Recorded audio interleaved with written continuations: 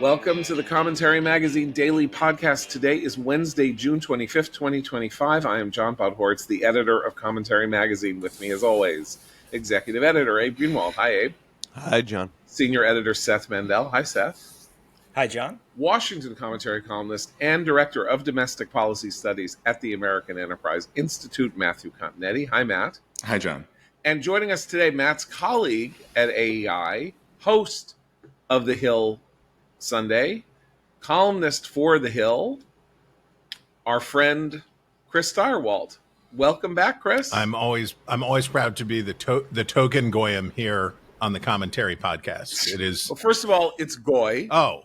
First of all, singular Goy. Oh. Very important.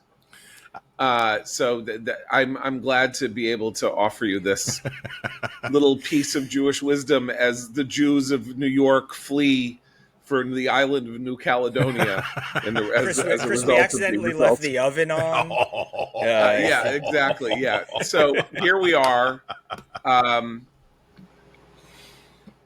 It's a pretty apocalyptic moment. I don't know what to say about this. I understand it's a primary election in New York City. I don't think anybody should have any real hope of any sort that the November general election in New York City will be won by anyone other than the now candidate for mayor on the Democratic line, Zohran Mamdani.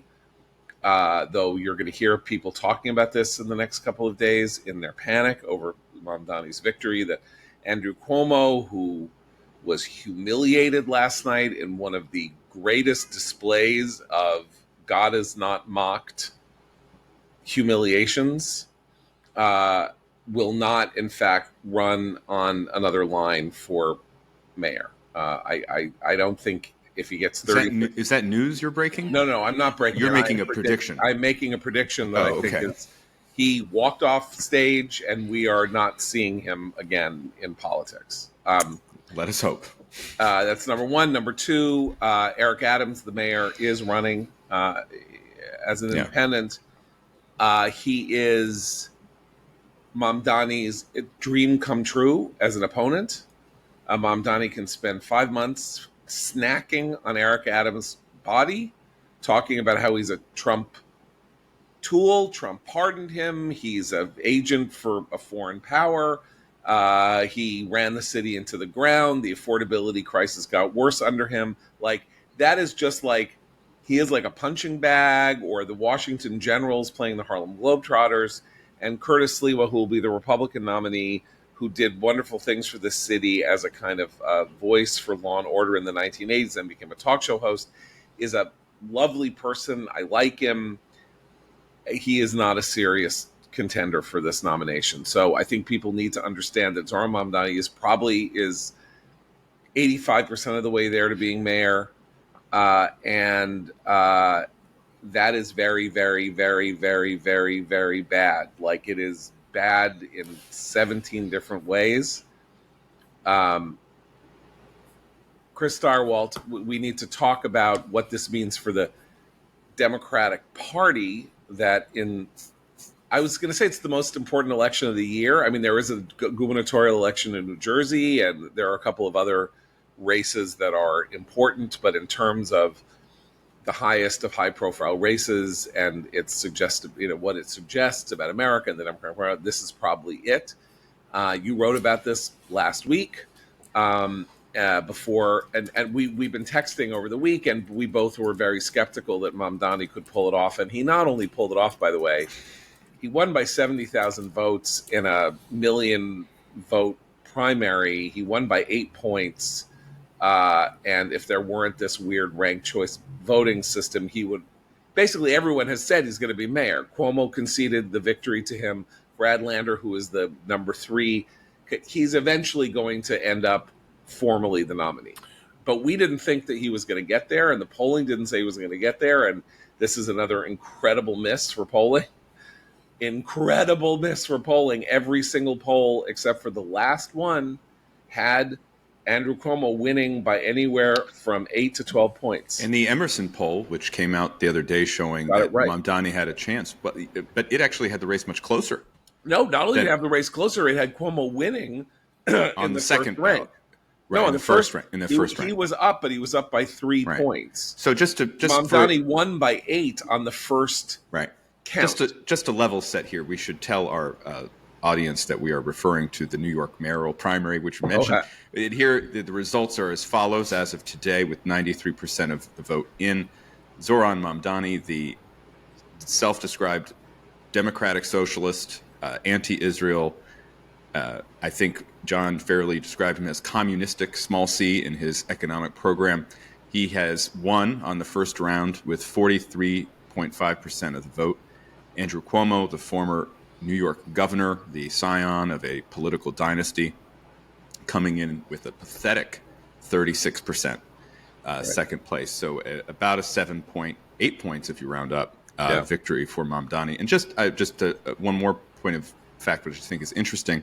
One more point of fact is that Zoran Mamdani was moved into his apartment at Columbia University by one I met him. Nettie. I met him. I could have influenced him. Don't think this that is you. It's like you. It's like John and Tucker Carlson.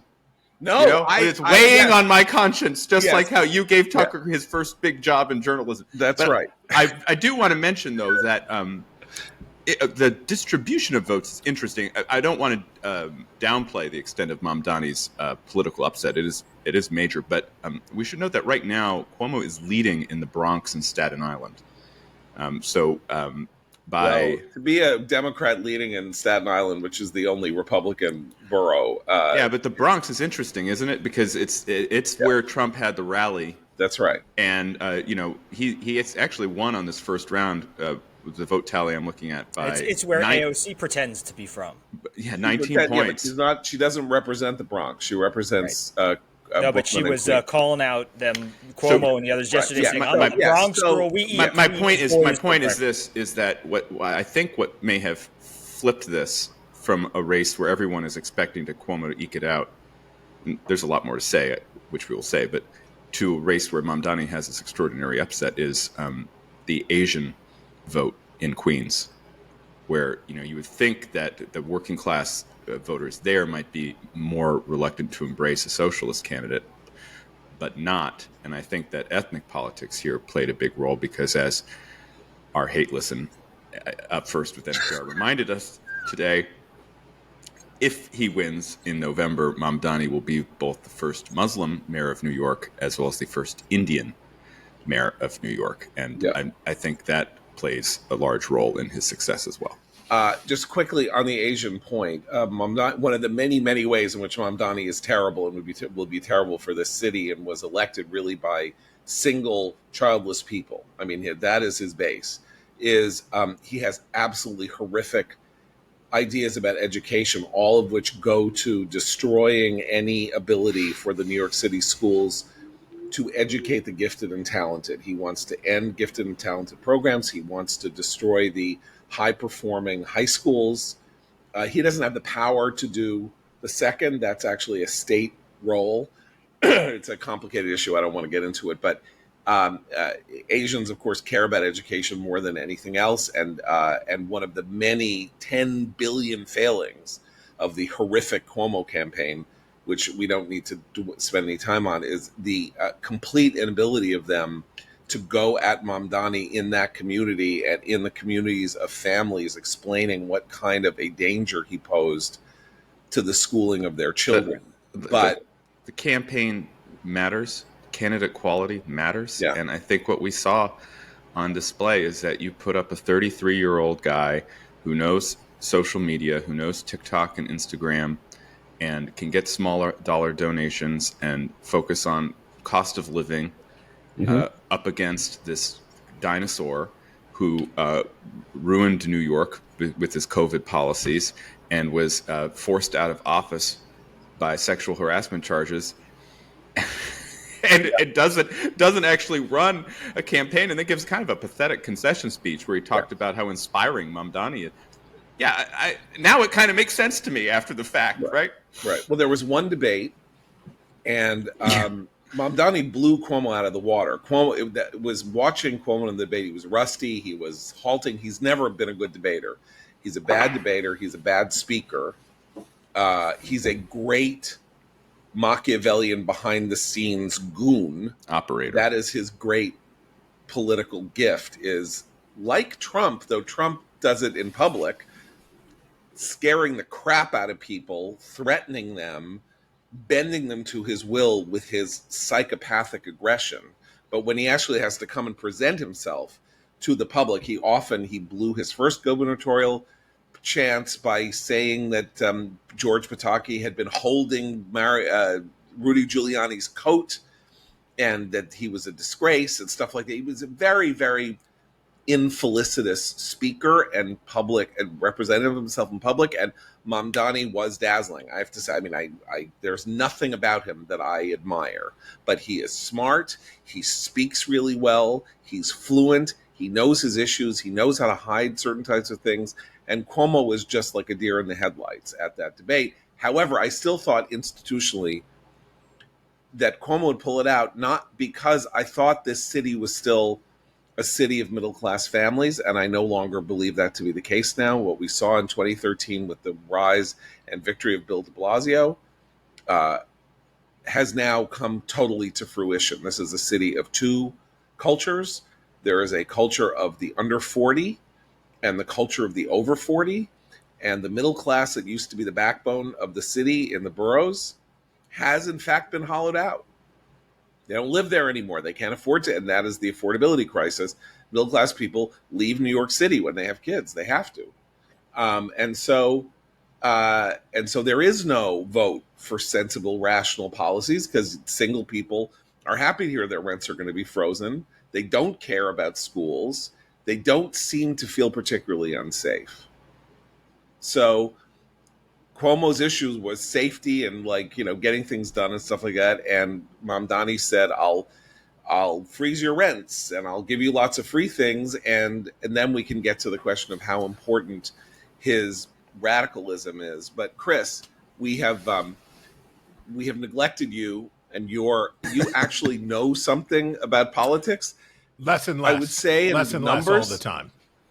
It's okay, sis. The older one gets, the less one knows. Anyway, but so this is not your city, and this is not sort of like the core of your knowledge base, but you can see patterns and like it nobody else can. Well, what does this mean in large bore? If you look at the map, you can see that the old coalition for Democrats in New York, which was union workers, government workers, lots and lots and lots of government workers on the outside, right, pushed to the edge of the city versus the core, right? So it's this very stark map where you see the closer you get to the city's core, with the obvious exception of the Upper West Side and the Upper East Side, the closer you get to the city's core, the more Mamdani succeeds. And then as you pull back and you go out into the outer boroughs, the better Cuomo does. And look, I think that Matt has hit it exactly right, which is there is a version of a old school Democratic candidate who could have beat Mamdani. There's no doubt about it. But one of the byproducts of our time, of the Trump era in politics, is that people say not only are there second acts in American life, they're third and fourth and fifth, and why would I ever go away? Why should I have to go away? If this guy didn't have to go away, if Donald Trump can do it, why should I have to do it? And you see it in Adams, and you definitely see it in Cuomo. I can't tell you that. So the old line Democrats rallied behind. Has a city office. Adrienne Adams. Adams. Yes, Adams. No relation to Eric Adams. So Mayor. So the fight was supposed to be between Adrienne Adams and Mamdani. Right, you have the vested interests of government workers, union members. You have the old line Democrats versus the young challenger.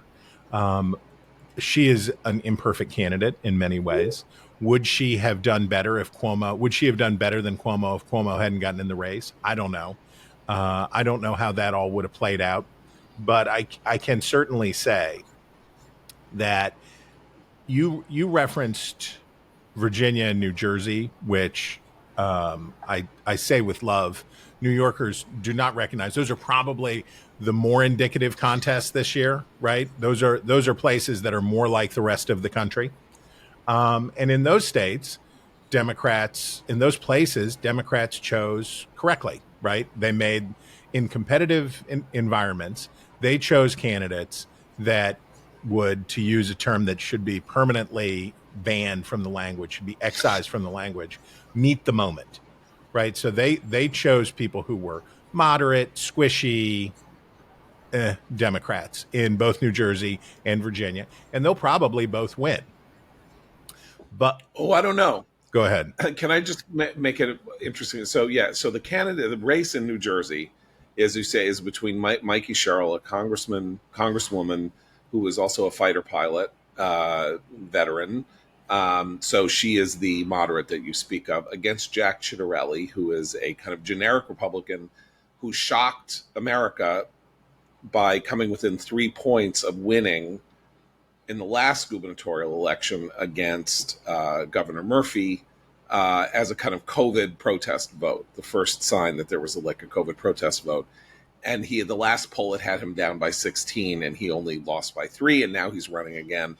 And Dan McLaughlin of National Review made a very interesting point last night on Twitter, which is that the Mamdani candidacy is very visible to people in New Jersey, and in particular in New Jersey, in the swing parts of New Jersey, in the New York metro, in the New York broadcast area. Now, granted, people don't watch broadcast television as much as they used to, but old people do, right?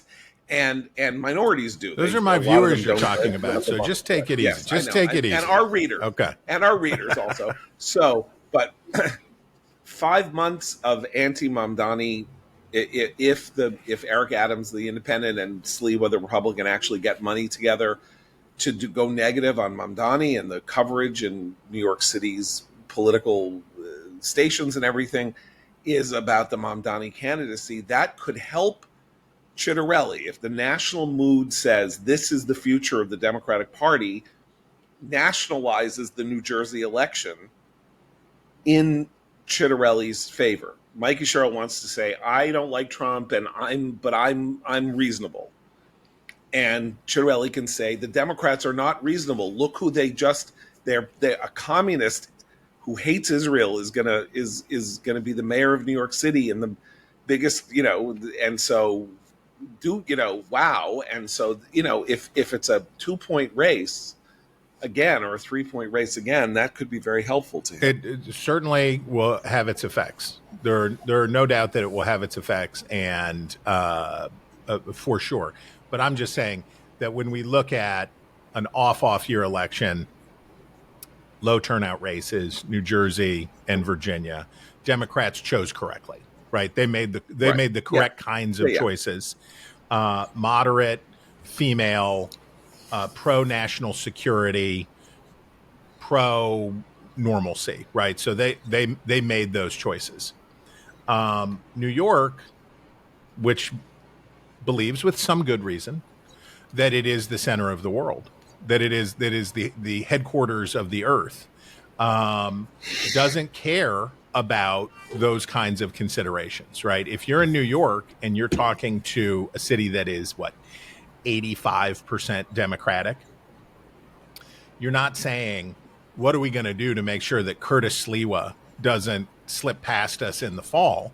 You're saying, what is the message I want to send? How do I want to express myself? And because Mamdani generated such a surge, look, his mother is a film director, and his spots were very, very good, right? His spots were very, very good. Jumping in, doing the polar plunge in a suit. It was a made for sharing, made for social media kind of campaign that was done extraordinarily well. Once he had that momentum, and what was his obvious error? The most obvious error that I can think of for Mamdani was globalize the intifada, right? So we're going to get to that because I'm not sure it was an error at all, but go ahead. Well, I'm just saying, as from the practice of politics, he was given total carte blanche from his base. Say anything, do anything. We believe you that you're a communist. We believe you. We're not worried that you're going to sell us out later on. You're in. You're 33 years old. You're Muslim. You wear skinny suits. We know that you are one of us. You're a former rapper. We believe in you. So he used that latitude to reposition himself and soften. And basically his message was, I want to try stuff. If the stuff that I want to try doesn't work, we'll go back. I'm not worried about it. It's cool. We can try things, but I'm not a hardliner. So he's doing this interview with the Bulwark, and he's talking to the kind of anti-Trump white folks, upper income, college educated, these voters who delivered this victory, in large part delivered this victory for him.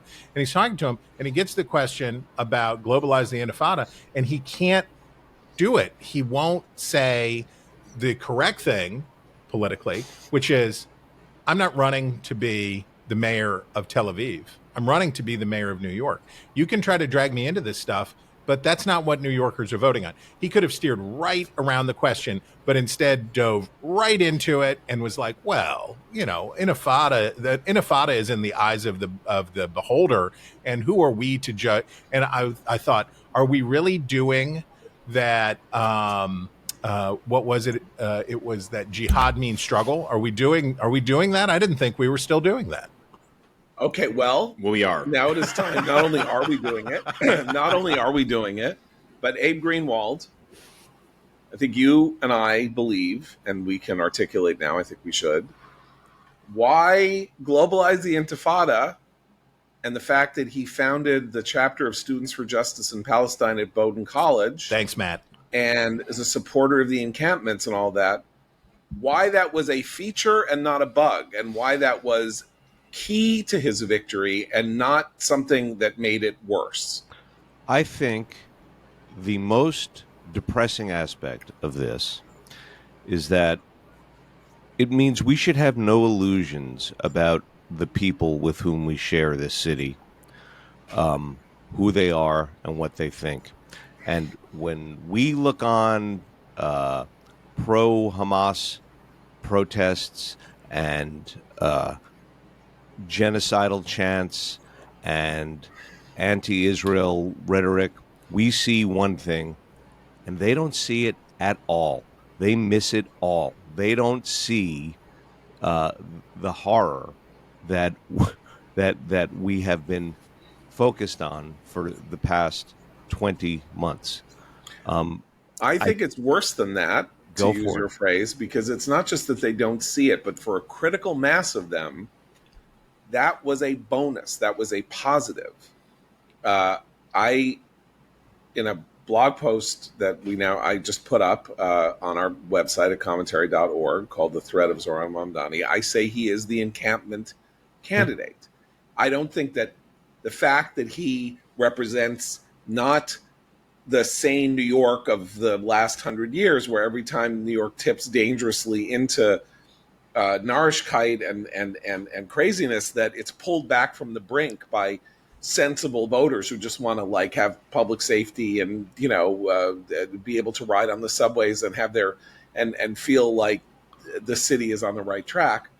That those people, as I say, exist less and less, and that for a not inconsiderable number of people in that 43% of the vote, his secret sauce was being a jihadist or being a jihadi sympathizer, not something that he needed to work around. And that the reason that he didn't say, I forswear my globalizing the Intifada or something like that, is that he knows that perfectly well. He had 4,000 out-of-state donors Who do you think those people were? No one had ever heard of them before. They were organized by CARE. They were organized by, the same people that scared the crap out of the Biden and Harris people in 2003 and 2004 in Michigan. They raised money for him. He raised $8 million in the city alone to get the match. That's also, there were 18,000 donors in New York City. Who do you think those people were? You think they were people who were worried about affordability? If they're worried about affordability, they wouldn't be donating political money. They were people who liked him, not because he was talking about how to make the city better for poor people, because that's not who voted for him. It's because he was a representative of the most left-wing view that you could have and run in this race. I'd like to make just two observations at this point in time. The first is Mamdani is everything the far right said Barack Obama was in 2008. They said Obama was a Muslim, and Mamdani is. They said Obama he was born. He was a foreign born. He was foreign born, and Mamdani was a socialist. They said he was a socialist, and Mamdani is. They said he was anti-Israel and anti-Semitic, and Mamdani is. It's this amazing turn of events where the left-wing lurch that Obama inaugurated in the Democratic Party is ending with the caricature that was illustrated of Obama has now become a reality and is now the front runner to be the next mayor of not only America's largest city, but a city with a huge Jewish population, and which has a huge Jewish history as well. To have this guy who won't shy away from this slogan "globalize intifada," which means violence and death, by the way, to be the front runner for mayor is absolutely incredible. The second point I'd like to make is this is like, I don't know, the ice bucket challenge or something for the abundance Democrat people, because here are the abundance Democrats. There are two of them. The authors of the book Abundance, Ezra Klein and Derek Thompson, they're going around everywhere saying, Democrats need to be the party of abundance and more supply, and we need less regulation. And the way to address the cost of living crisis is to have more things and have more housing and have more energy, fewer restrictions on development. And what do Democratic voters do? They go and they say, oh, no, we want this guy, Mamdani, who has the government-run grocery stores. It's like a public option for food, is how he put it in one of his. A public option for food, because we can't have food. There's no food. Where's the food in America, in New York City? Where is it? I can't have it, And we're all struggling. We're so thin in the United States of America and New York City. We're so struggling to eat in this country, right? So we need a government-run groceries, right? He's saying we need to freeze the rents. I will freeze the rents, which, if there's one issue in economic literature that everyone says, shows that rent control is a bad policy because it creates shortages and therefore increases prices among most of the population. Those are his two economic issues. By the way, by the way, here's this Democratic Party, the Mikey Sherrills, and I don't believe that they're actually centrist for a second, but that's the way they portray themselves, the Abigail Spanberger. Here they're trying to run away from all the hot button cultural issues, and here comes Mamdani and say, that trans issue that's alienating 80% of the American people. I want to spend $65 million a year on gender transition surgeries for everyone. And I'm going to make New York City a sanctuary for the trans. For the trans. Right. It's mind-boggling that the Democrats would do this, and it is such a perfect opportunity for the Trump Republican Party. Okay, so we can talk about what's good for the Trump Republican Party. There are two things. I think the Barack Obama point is like you got to write that like today because it's fantastic, and don't let somebody steal it when they listen here. I'm just speaking here as an editor. That's number one. Number two, the abundance Democrats agenda, right? And as you're talking, I'm like, oh, okay, so it's the Sam's Club Republicans. So 2005, Rayan Salam and Ross Douthat wrote a book called Sam's Club Republicans, reformist agenda, go family friendly, speak to the working class, all of that Trump ended up doing 10 years later, but with policies in reverse of the ones that Ross and Salam articulated in the book. And that we have here is the abundance Democrats are like, we need America to be a place that builds housing and does lots of good things. And here's, to be fair, I guess to do that, you're going to have to have fewer regulations and do some other stuff. We don't like that but we have to do it. And there's Mamdani, you know what? We're going to give everybody everything for free and tax rich people. He wants to raise the corporate tax. He wants to raise taxes in New York, not only on the upper income people, but also on 40%. Now, again, there's nothing wrong in New York City that can't be fixed with a $10 billion tax hike. That's what I say. There's nothing. That's what history shows. Nothing wrong with New York City that can't be fixed with a $10 billion tax hike. More taxes. May I make 2 points about the 2 points? Oh, go, please. No. I was just saying the reason all that matters so much, the tax, raising taxes and the possible flight of middle class and upper middle class and all that is because in New York City, for every job on Wall Street, 4 jobs in the service industry and elsewhere depend on it. The Wall Street, in other words, creates jobs within New York City, not just through taxes and the ability to fund the arts and sciences and all that. So you don't just get museums from rich people. That's what a lot of progressives seem to think, that you get museums from them, and we'll figure out how to get museums and libraries without rich people. But jobs are created because of the money that they put into the local economy. And so you're going to lose jobs, you're not just going to lose the tax money that comes with chasing someone off of Wall Street and, I don't know, up to Connecticut or whatever. You're going to lose the jobs that the working class in the city depend on. You're going to have nobody left in the city if you drive 2 classes out of it and therefore lose all the jobs for the third class. But this is the key to the fact that Mamdani is, in fact, a socialist leaning toward communism. Socialists and communists don't talk about getting good jobs for people. They want a government to take money away from and give it to people and assign so everyone is equal. Yeah. Right, and assign people things, and they're perfectly happy for people to be indigent and indolent and sit and play video games in their bed. You're not allowed. That's moralizing about the underclass or something like that, to talk about what's important for them is work and having jobs and the dignity of work and all that. That's very offensive. How dare you? The only problem with them is they don't have money. So what you're supposed to do is give them money, and then they'll have money. I do want to talk about New York's coming Snake Plissken-esque future, which you're always, John. You're always welcome here. You're always welcome here.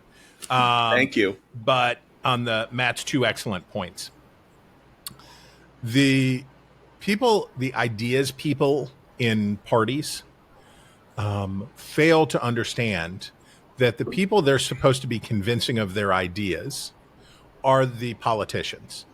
It's not the voters, right? So you're supposed to, Matt and I work at a think tank, other think tanks. The job is to say, if you win, we have some ideas that might work.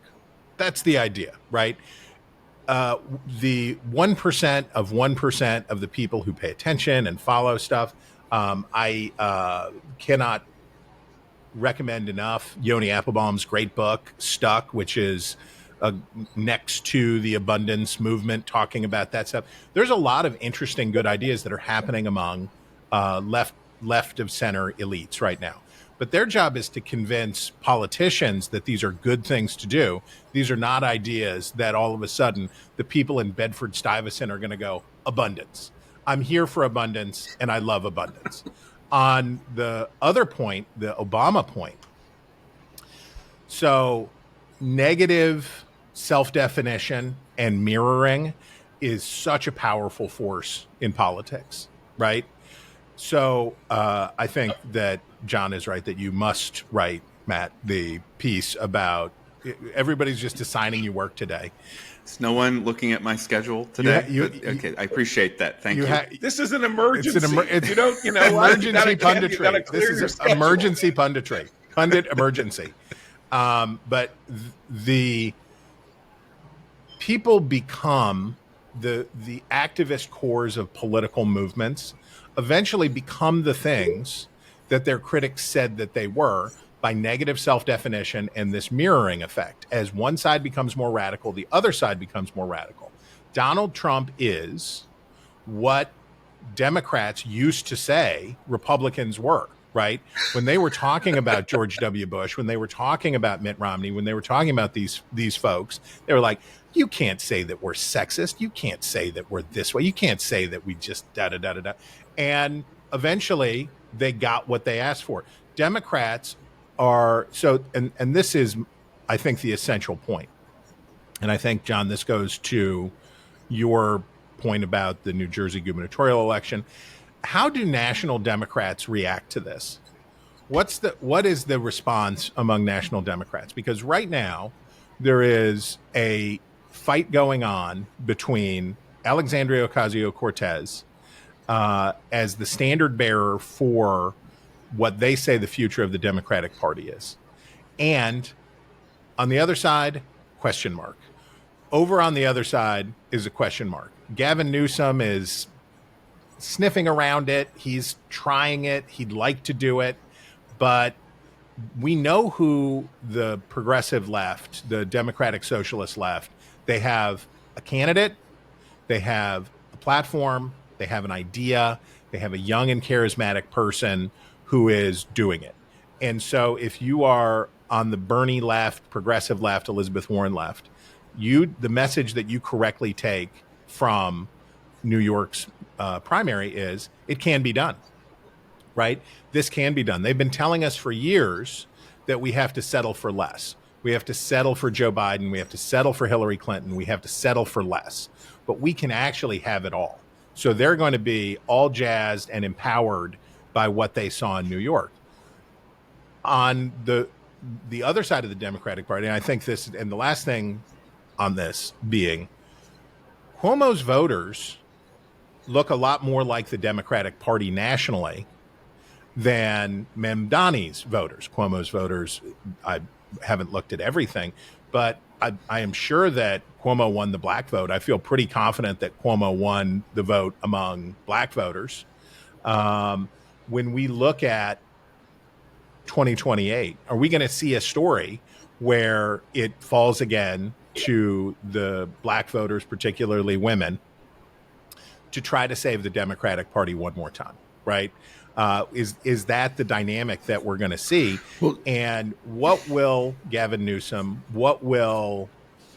I can't even mention Gretchen Whitmer with a straight face, but what will whoever the mainstream what will normie Democrats take? What is the lesson that they'll take? But can I just this is why I'm a little bit reluctant to fully embrace John's position that the general election is a done deal for Mamdani. I agree. Simply because, I mean, if you're a black voter, a member of the black working class, and you see that the Democrats have nominated this socialist kid with nutso ideas, aren't you taking a second look at Mayor Adams? I mean, I don't, as we always talk about, I don't live in New York City. I have not lived in New York City since 2003. So I just don't know how badly Adams is situated right now. And I understand he's very unpopular, but don't you think, especially if Cuomo drops out and it's just the three-person race, that there might be a way for Adams to kind of say, look, as bad as I am, I'm better than the alternative? And I think it depends. I think it depends very much on, you identified Cuomo. What does he do? Right. Next question is, what does Trump do? Donald Trump has been invited in to the New York, of the city of his birth. He has been invited in to the New York mayoral election. So the right thing for Adams, of course, is for Donald Trump to not say anything to stay away, to not touch Adams, to get as far away from Eric Adams as possible. And then the third thing is, what does Adams do? Does Adams, who is, we'll call him ideologically, he is as ideologically flexible as he is ethically flexible. Does Adams say, okay, well, then I'm going to make a coalition of the Upper West Side, Upper East Side, the outer boroughs. I'm going to do it, and I'm going to run as a mainstream, normie, law and order. I'm going to keep the streets clean. I'm going to lock up the criminals. I'm going to do that. Okay, so that's how he ran in 2021, and of course, the reality was not quite as what he was selling. Is problematic. Right? And I think, and I should just, I'll shut up by saying, I think that I give Mamdani 75% chance that he'll be 65, 70. I'll go 70% chance that Mamdani wins the general election. But I think there's the door is open for Adams here to make some kind of a run, but it will depend on all those other variables. Okay, so I gotta disagree with you on a couple of things here briefly.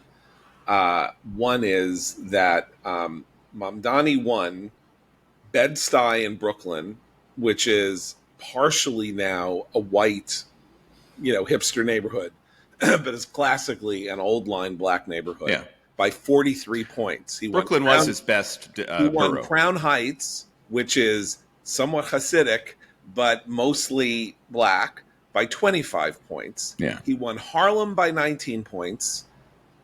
And he won East Harlem, which is Latino and black, by 7 points. So I don't know where this black people voted a majority for Cuomo is going to be. The neighborhoods don't show that number. And here's the other thing to be crushingly morose here. Mamdani got 432,000 votes on the first ballot. Adams won in 2021 with 750,000 votes. What that means is that Mamdani is already more than 60% of the way to Adams's vote total just in the first round of in the general election. Voting. In the general election, I see. Adams versus Sliwa. Sliwa got 312,000 votes. Adams got 750,000 votes. That was the entirety of 2021.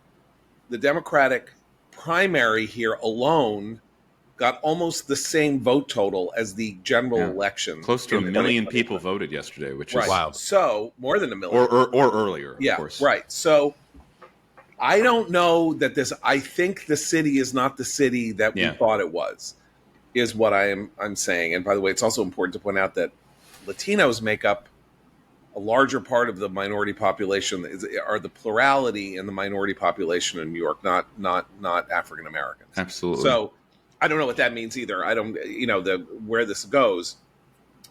Adams is has a popularity rate of 9%.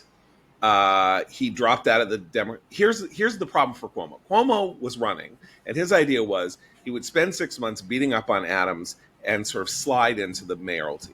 And then Adams gets pardoned by Trump. The world goes, which he wanted, because he was indicted for this, taking bribes from Turkey.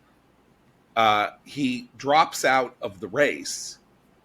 And suddenly there are 9 candidates in the race. Adams is not one of them. And then they all turn and spend 6 months beating Cuomo up. The idea for Cuomo was he was going to beat Adams up because Adams was the mayor, and he would say, let me be the mayor, not this guy.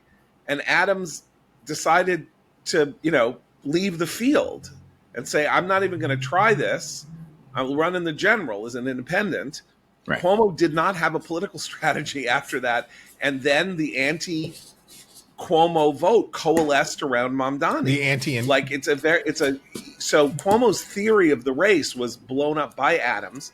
And I don't know that there's no evidence that Adams, like I say, Mamdani could get 1 million votes based on these numbers. In other words, like if every Democrat votes for Mamdani, except for the Jews in November, he'll get 800,000 votes right there alone. That's more than Adams got. Go ahead, Matt. So I mean, to say, you know, I agree. Look, you're the authority on New York. I'm not really an authority. I'm not litigating this. I'm just kind of, you know, coping as Mamdani's generation says. I'm cope right here, okay, on the commentary podcast. You know, there is a history of an independent candidate winning the New York mayor's office. Now, he happened to be a billionaire who spent tons of money to shape the race, but isn't there some ability, you think, because he was the Republican nominee? He ran as an independent. First time he ended up running as a nonpartisan guy, but he was already mayor. Yeah, right. Okay. When he ran in 2001, he changed party registration after he won. I think. Yeah, he won as a Republican, and then he won two more times. Yeah, as a nonpartisan candidate, meaning that he beat the Democrat, whoever. And again, different city. I get it. Okay, but I just feel like Eric Adams, for as unpopular as he is, I agree. He's a little bit. He's slippery. He has more guile, I think, than Andrew Cuomo. And to me anyway, a certain bizarre charisma. Like, I find him amusing in a way that I never find Cuomo amusing. So I actually completely agree. Yeah, I agree with you. So I just think him against Mamdani would be an interesting race. I'm actually looking forward to that a little bit. But I have to say, but overall, John, I agree with you here. I think another aspect of this, and this is also something that Trump largely introduced to our politics, left and right, which is this overwhelming desire to scramble all the pieces. Amen. You know, that's it. Both Cuomo and Adams are known entities with known histories, and that is not nearly as exciting as this guy, you know, who takes every picture, you know, eating on the subway and, you know, and saying globalize the intifada means struggle and whatever else. It's the idea that you can dive into the unknown now, even though to us I don't think he's particularly unknown. Small point on that. Yeah, I do think, especially for the audience for our podcast, we have to come to recognize that TikTok may be a weapon of mass anti-Semitism.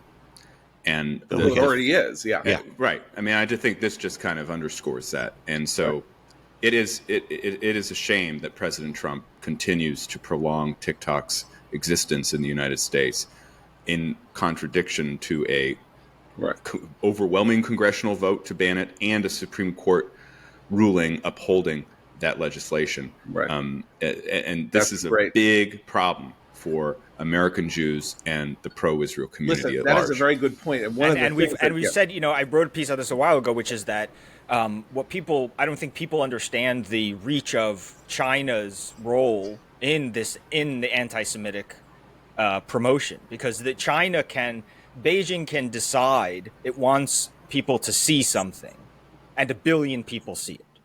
The TikTok thing is an audience that most people don't understand the magnitude of, or the control that the Chinese Communist Party has over this stuff, and the reach that it gets to from there and then pings on further. The type of, you know, when we talk about the propaganda war, China has the mother of all bombs, in other words. Well, there are two aspects of TikTok and Mamdani and AOC that are really important here. One of which is that, you know, these studies have shown that there are 50 times or 50,000 times, some insane number more of sort of like anti-Israel sites and accounts and things posting relentlessly on TikTok, so that if you are interested in the subject, if you show interest and the algorithm picks that up, they will just feed you pictures of dead babies and say that the Israelis killed them and they're actually from Bosnia 30 years ago and stuff like that. And it also, for the skilled users of TikTok, allows people who are deeply controversial to sand down what seems controversial about them by being cutesy and likable. So that's AOC cooking in her kitchen. That's Mamdani doing the polar plunge, or going and eating at a halal stand, or doing whatever it is that he does. That is a way of making yourself palatable and presentable and likable. And it's very studied. And of course, you can edit it to a fairly well, since how long is a TikTok? It's like less than a minute usually. So you literally can take out any single second in which maybe your expression is a little harsh or whatever, and sand it all down like a commercial. It's like these are brand commercials for individual people, and they are presenting themselves in the best possible light with an understanding of what it is that is attractive to the young people who are overwhelmingly users of it. And so AOC's success in becoming a massive fundraising boon is all conditioned on her remaining appealing through this connection that she has that has nothing to do with politics. Well, and remember, as President Trump has pointed out, she rarely does interviews. Right. And particularly, I don't think she's ever done a hostile interview. Right. I'm not clear. So it is this kind of brand management, form of brand management. Right. And right. Just to what Chris was saying earlier, when you elevate, when you get to the national level, it's much harder to maintain the control of the brand, even though you've established it through these means of technology. And that's why I think that this, just to return to an earlier theme of the conversation, that's why I think this is a DEFCON 5 level event for the Democratic Party. But forget about New York City, which it's definitely a disaster for the city.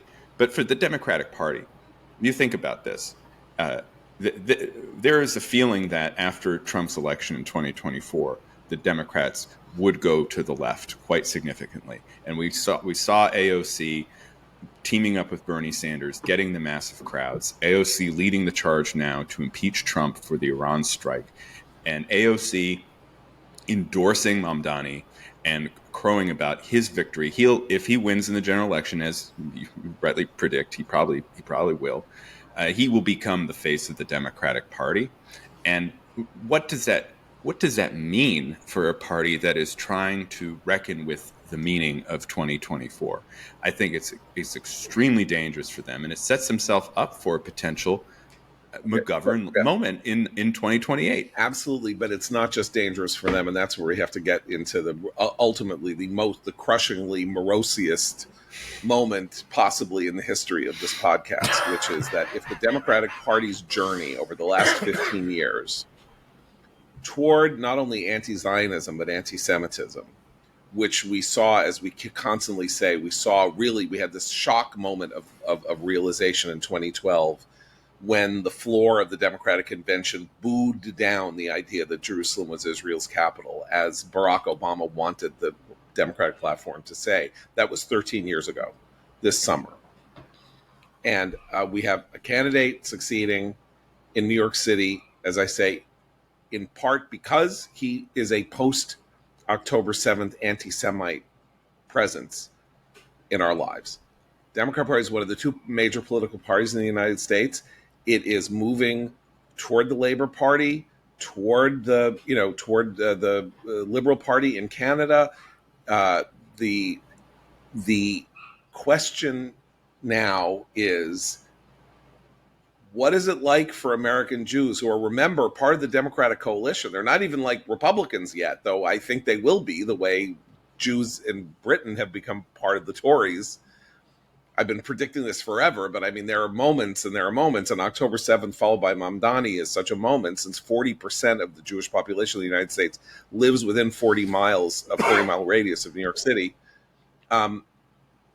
We are, Abe, last night, you were in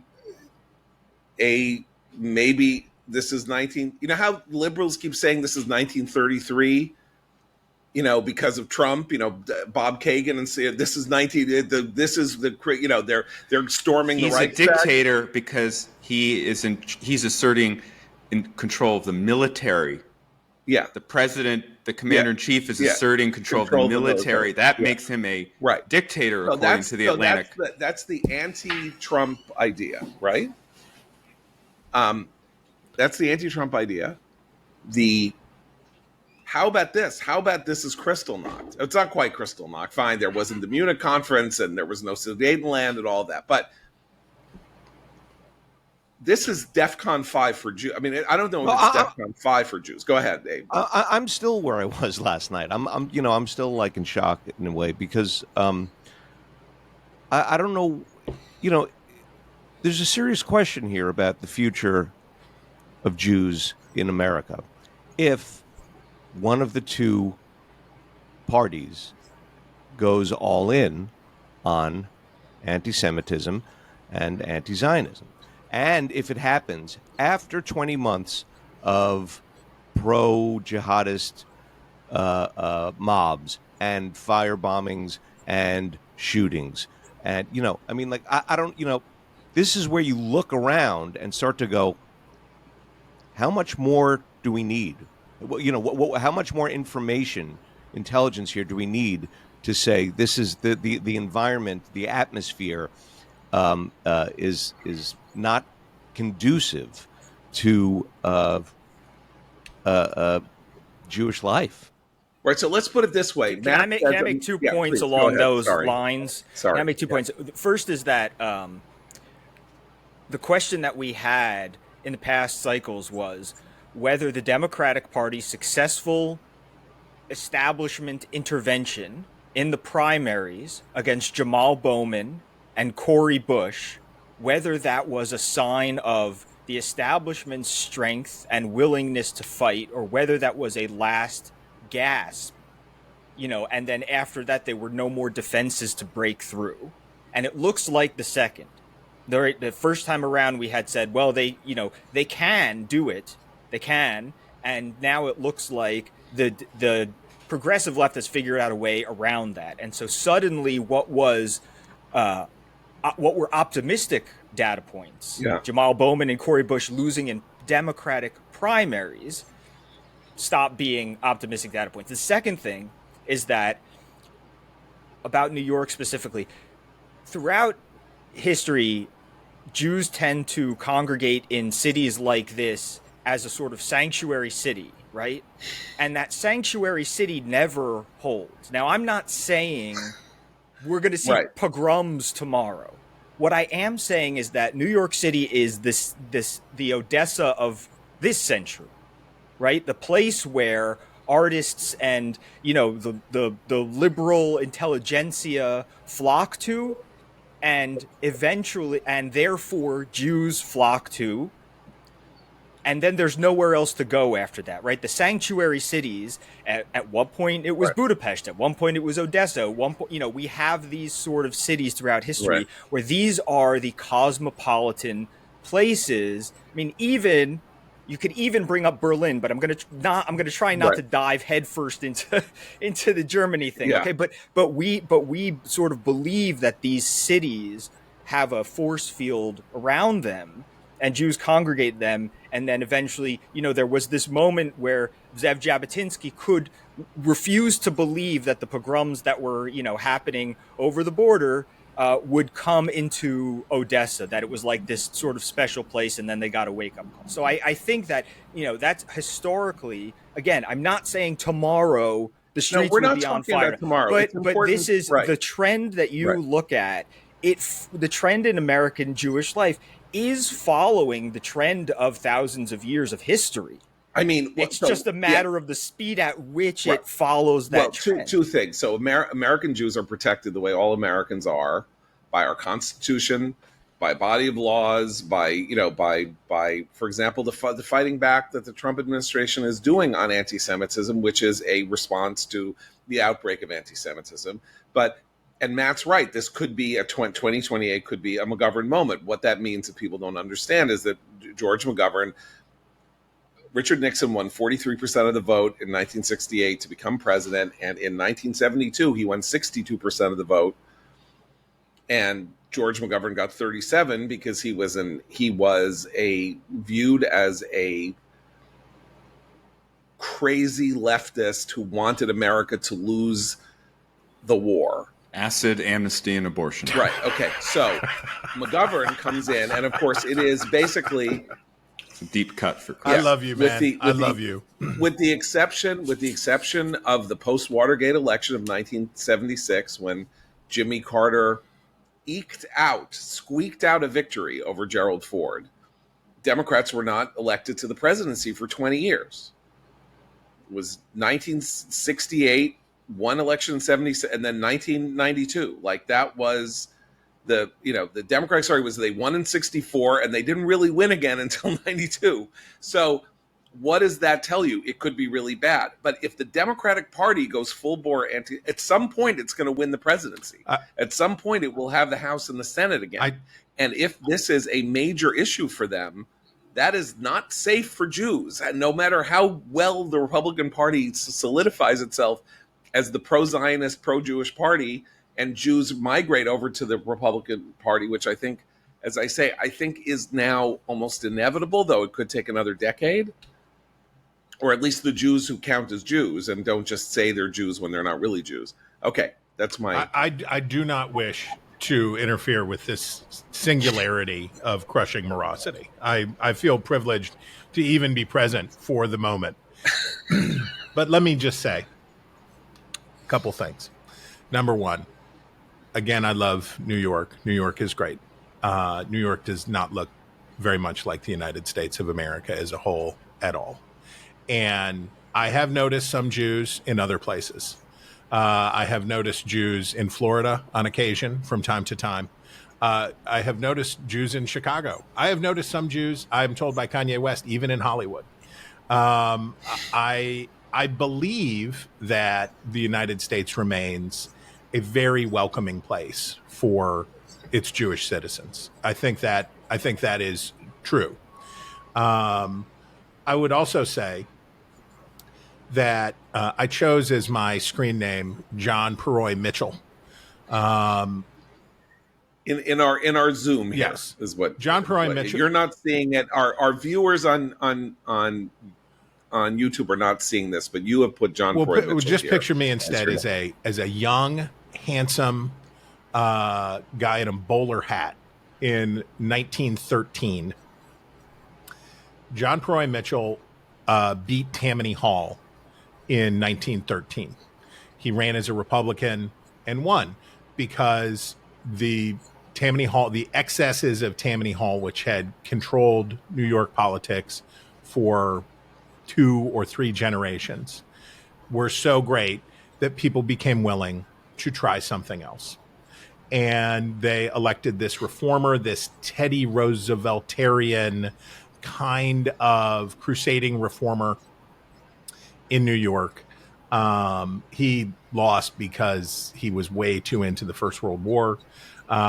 When he had war fever bad, lost the Republican primary, ran as an independent and lost, and Tammany Hall was back. But whether it's him or Fiorello LaGuardia, the history is made, as the great George Will likes to say, is by determined minorities. Small groups make history. And they make history by pushing. And then one day the door opens.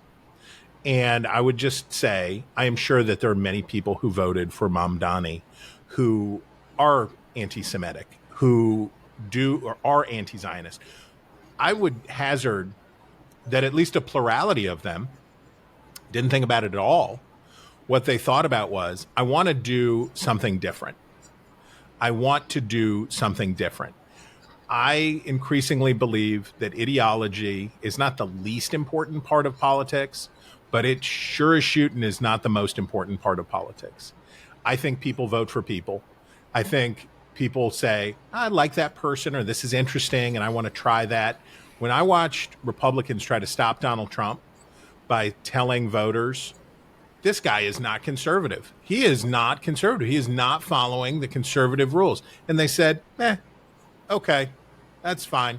I like that he's going to blow it up. Okay. I like that he's going to change things. When you have, but by the way, when you have levels of dissatisfaction of this kind, these are the atmospheres in which radical, disruptive, transformative candidates succeed, and people in New York are very unhappy. I mean, and this is why Matt's right in this sense, which is that the Democratic Party is moving, and I think it is moving in this direction. And you know who's responsible? Chris, you mentioned Jim Clyburn and others came into the 2020 race to make Joe Biden the nominee. because Sanders looked like he was going to pull it off. And then they had on their hands a senile candidate that they had to hide for 4 years. Mamdani is a reformer. This is our generation, their generation's version of a classic political reformer. He came in, he's not a machine candidate.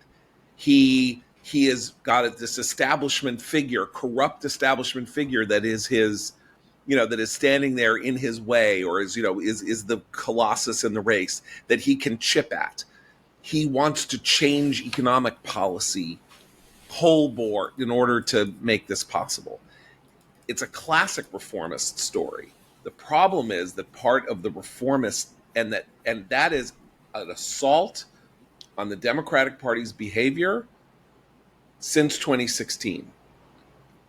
That is how AOC beat Joe Crowley to be in Representative Joe Crowley, who didn't even know he had to run a race in 2018.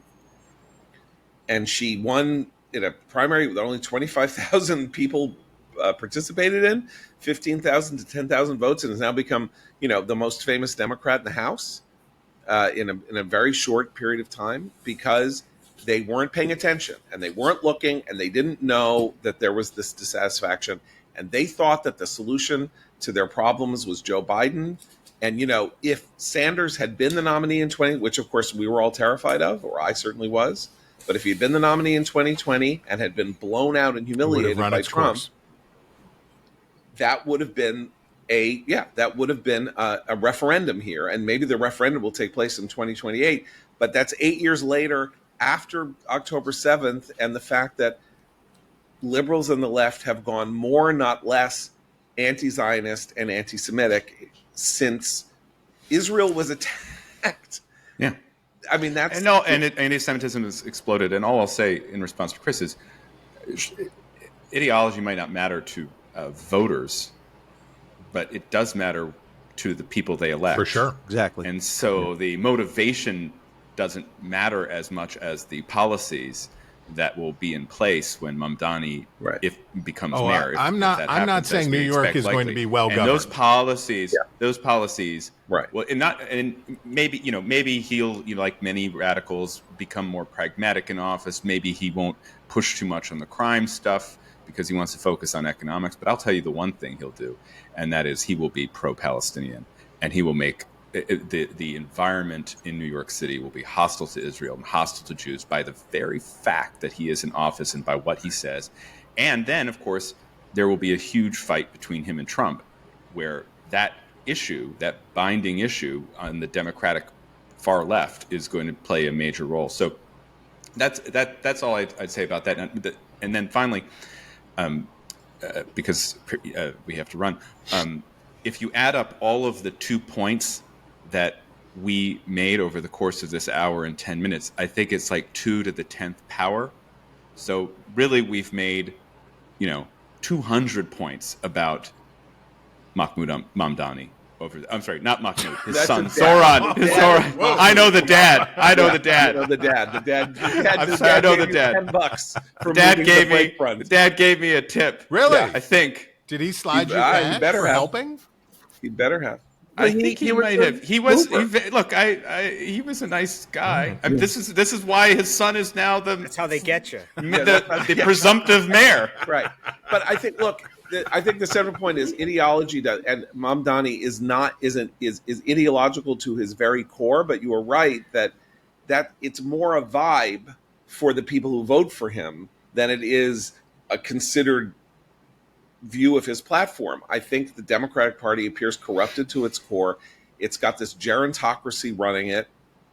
It doesn't so much as it used to, right? Because Hakeem Jeffries is the minority leader of the House, and he's, I don't know what he is, 47 or something like that. So he's at least there. Schumer is still the leader in the Senate. You have all of these old guys. You have all of these veterans. The fact that we can't even summon the name of somebody who can represent this body of opinion that you say is the core of the Democratic Party, whereas we could name 3 or 4 people who could run as a progressive in 2028. is very concerning because the Democratic Party has discredited itself in the eyes of its own voters.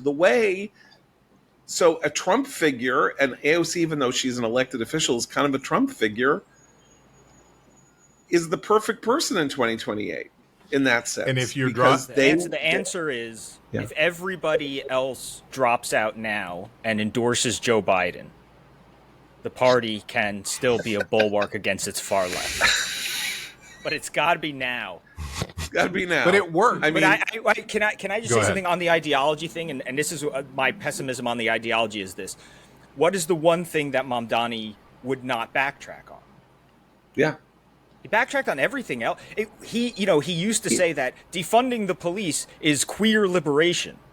Does he say that now? No. Does he say I'm going to defund the police? No, he's backed off some of these crazy woke trendy things. He's backed off, but he has not. The one thing he won't moderate his words on is globalize the intifada. And that's where I have a problem with this, because that became a big story, and that became the one thing that was his hill to die on. It's bigger than that, because he went on Stephen Colbert's show on Monday night and he said that he is in favor of the existence of Israel. By the way, because that's the way the question was asked. See, right. I understand. That was some sort of setup collaboration. He was handed that so he could say, I'm in favor of the existence of Israel, meaning that there is this country that is sitting there between the Mediterranean and the Jordan River, and so it will continue to exist. How it exists... Yeah, but not as a Jewish state. That's it. Right. He's against the Jew. He's a binationalist. He is the first explicit anti-Zionist candidate to win a major race in the Democratic Party, I believe, probably since the founding of the state. There were plenty of people in the Republican Party before the Reagan era that had this view, or were like old line anti-Semites, whatever. He is an explicit anti-Zionist. And he is making the ground, he is making America safe, or the American left and the American Democrats safe for anti-Zionism, because he is showing that it is not a killer. It is not going to get you. We hoped in 2024, as you mentioned, Seth, that the Bowman and Bush losses would be a warning sign to Democrats not to go down this path, and this just blows that. I know that I'm not going to defeat the singularity of crushing morosity. I understand that it cannot. It is a force too great for me to defeat. But I will just remind you again. Yes. Okay. Yes. New York is not very much like the rest of the country. The city of New York. Okay. Let's take the Senate. So, Chris, let me ask you. Let's take the Senate. Democrats who stand up and voice support for Israel, for the strike on Iran, and one guy who had a stroke. One guy who had a stroke stands up for Israel. There are 46 more Democrats. Who does that? Well, by the way, in the Senate, what's to stop AOC from challenging Schumer now? Right. Really? No, that's she could knock off the minority leader. The only thing, at this point, what difference would it make? Also, the only reason for her not to do it is that she's going to run for president. Right. Well, right. Well, that's okay. Obama did that. That's her choice right now. But yeah. Well, it was 4 years for Obama. It would be 2 years for her. Be a pretty tight. But her choice really is now. Those are her options right now. Right. And who else? We're talking about Gavin Newsom, but Newsom. Yeah. No one gets. By the way, him. Remember I mentioned the thing at the beginning of the podcast 25 hours ago about Joe Citarelli, about Citarelli in New Jersey being helped by Mamdani. One bright spot for Republicans is. Mamdani becomes mayor of New York, and these races outside New York City, the governor's race, the 4 or 5 races outside New York City that will have a huge effect on the control of the House of Representatives. They now have a villain. Suburban Mike Lawler, right? Yeah, I mean, they have a villain. They're like, you want to elect. It's a big deal. And what just happened? Elise Stefanik or Mike Lawler run for governor. Elise Stefanik. Last night, she came out put out a tweet that sounded like she was going at Kathy Hochul, the governor of New York. Where are you? Are you going to let this social? Are you going to open a mouth up about this socialist running New York City? You know, and that is a clear sign she is thinking seriously about this. And remember, she only lost to Lee Zeldin. She only beat Lee Zeldin by 4.5 points. Yeah. Just like so, Hochul is not a strong. And Richie Torres may knock her out in a primary too. How do you harness the energy of young insurgents without having the young insurgents take over your party? How do you do it? And that's the eternal question of politics. They want the voters. Right. The Tea Party movement on the Republican side, we want your voters. We just don't want to vote the way that you want us to vote. But we don't want to denounce you. We don't want to fight you. We just want to suck your energy into the mass and then use that to go into the general election. It doesn't work because the party itself has changed along the way. So maybe you're making me part of the singularity of crushing morosity. Listen, resistance is futile. If I can make you depressed, Chris, one of the most cheerful people I've ever met, if I can achieve that, I feel that my job is done here. Mazel tov. The commentary has served its purpose in conveying the desperation and the horror of the present moment. Anyway, Chris Starwalt, host of The Hill Sunday. Everybody watch Sunday mornings. The only Sunday news show you should watch. Oh, I like that. Thank you so much for being with us. Heck yeah. And for Abe, Matt, and Seth, I'm John Podhoretz. Keep the candle burning.